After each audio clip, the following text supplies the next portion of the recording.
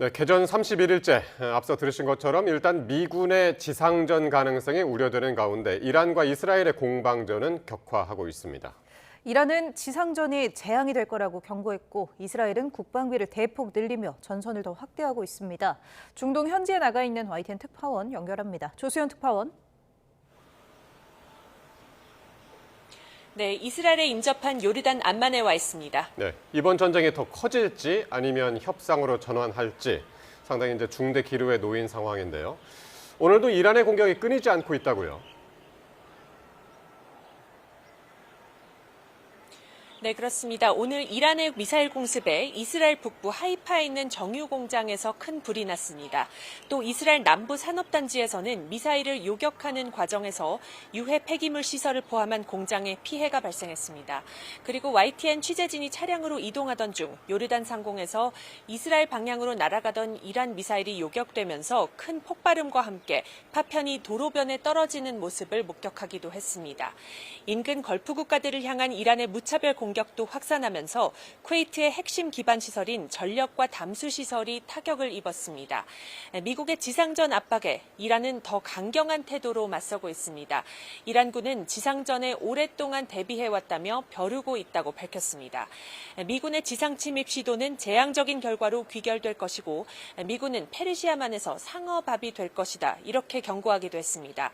특히 미국과 이스라엘의 군 지휘관과 정치인들의 숙소를 합법적 표적으로 지목했습니다. 이런 가운데 트럼프 미국 대통령은 이란과 곧 합의가 안 되면 하르그 섬과 모든 발전소를 모두 폭파하겠다며 압박 수위를 더 높였습니다. 네, 이스라엘도 전선을 더 확대하려는 움직임을 보이고 있다고요.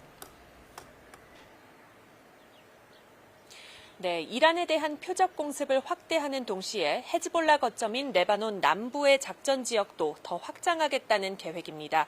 어제 이스라엘의 미사일 공습으로 송전탑에 파편이 떨어져 이란 여러 지역에서 정전이 발생한 데 이어 이스라엘은 오늘도 수도 테헤란의 정권 시설들을 집중 타격하고 있습니다. 이런 가운데 이스라엘 의회에서는 국방비를 대폭 늘린 올해 예산안이 통과됐는데요. 역대 최대인 68조 원 규모의 국방 예산이 포함됐습니다. 대이란 군사작전을 고려해 국방 예산만 14조 원 이상 늘린 겁니다. 만약 이달 말까지 의회에서 예산안을 통과시키지 못했다면 의회는 자동 해산되고 네타냐후 정권은 조기 총선을 치러야 했는데요.